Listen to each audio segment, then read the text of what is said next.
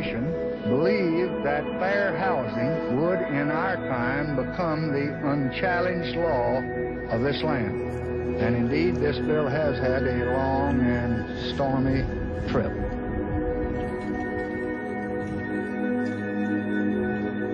Well, I don't know what will happen now. We've got some difficult days ahead. Like anybody, I would like to live a long life. Longevity has its place.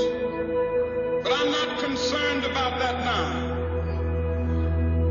And I've looked over and I've seen the promised land. I may not get there with you, but I want you to know tonight that we as a people will get to the promised land. So I'm happy tonight. I'm not worried about anything. I'm not fearing any man. Ladies and gentlemen, Martin Luther King was shot and was killed tonight in Memphis.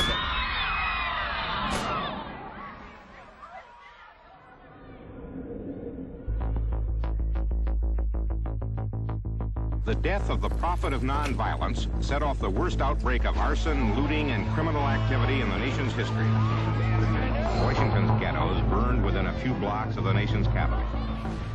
The life of a man who symbolized the freedom and faith of America has been taken. And no words of mine can fill the void of the eloquent voice that has been stilled. But this I do believe deeply. The dream of Dr. Martin Luther King Jr.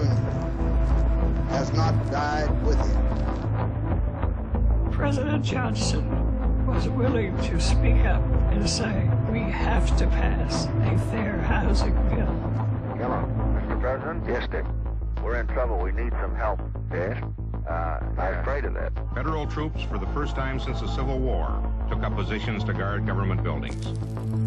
Nothing's probably touchier than your own neighborhood and your own home or your own apartment. The administration, which supported the bill, said this has no chance. The other stuff is okay, but this will kill any politician that touches it. Well, I just could not live beside them. I don't feel that they should be oppressed, but I moved here because it was a white community. I have 2 daughters and 2 sons, and if there's too many colored people around here, I definitely will get out. I think that, well, the property values will immediately go down if they are allowed to move in here in any number.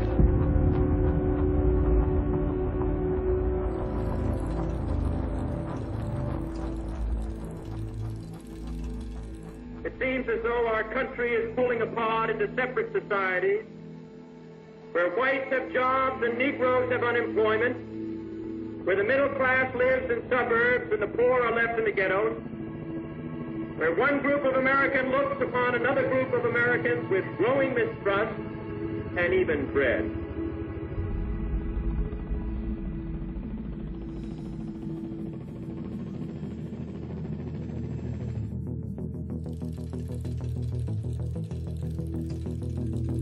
Then the bill went over into the House Rules Committee, and under the chairmanship of the famous Judge Smith, a right-wing segregationist from Virginia, he wouldn't hold hearings on it. He would take the bill home so nobody could act on it, and we were running out of time. Thousands flowed through the rainy streets of Memphis this day, finishing a march that Dr. King planned to lead in support of striking garbage workers. How many men must die before we can really have a free and true and peaceful society?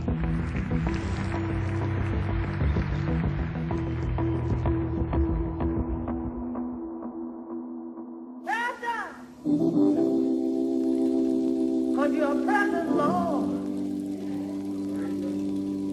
And I know you'll reach out and take mine. You take our hand.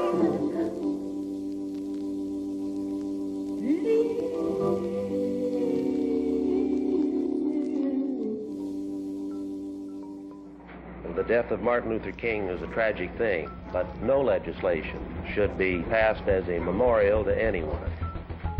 In spite of the riots, I am going to support this legislation with all the vigor that I possess. The laws that we pass up here are for all time. The Martin Luther Kings come and go. The public reaction to this horror gave the sensible members of the committee a compelling argument that the House Rules Committee had to report that bill out. And I think that's how we got our bill.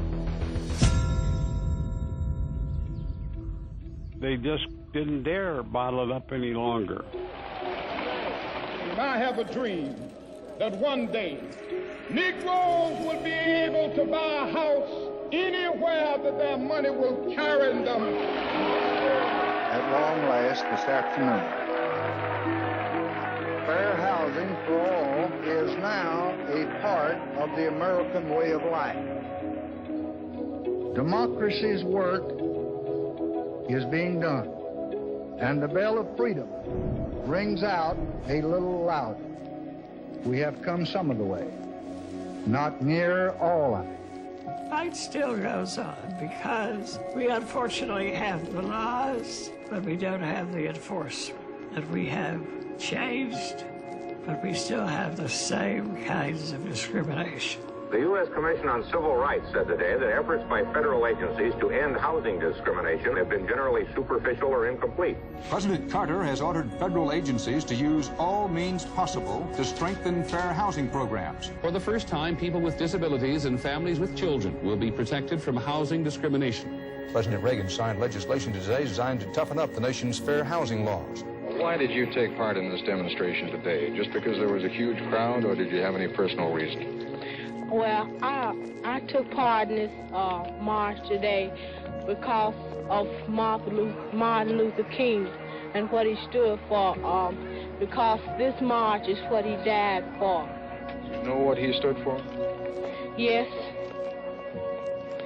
He stood for nonviolence and peace for all men of all kinds. And I think if he died for it, I could carry out what he started.